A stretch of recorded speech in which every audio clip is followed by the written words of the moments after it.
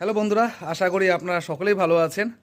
তো পশ্চিমবঙ্গে লোকসভা নির্বাচনের প্রথম দফার ভোট শুরু হয়ে গিয়েছে। আমরা কুচবিহারবাসীরা আজ সকলে ভোট দিতে যাব।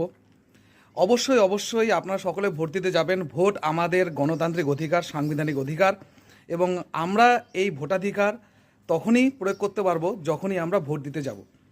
কিন্তু আপনারা যে পার্টিকেই ভোট দিন, দয়া করে কেউ নোটাতে ভোট দিবেন না।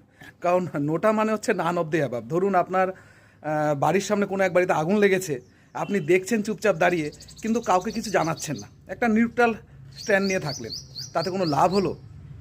সেই বাড়ির লোকদের ক্ষতিই হলো। তো আপনি যাবেন, অবশ্যই কোনো না কোনো পার্টিকে ভোটটি দিয়ে আসবেন, নিজের ভোটটি নষ্ট করবেন না। নোটাতে তো দিবেনই না, ঠিক আছে? তো সকলে ভোট দিতে যান, নিজের অধিকারটি প্রয়োগ করুন।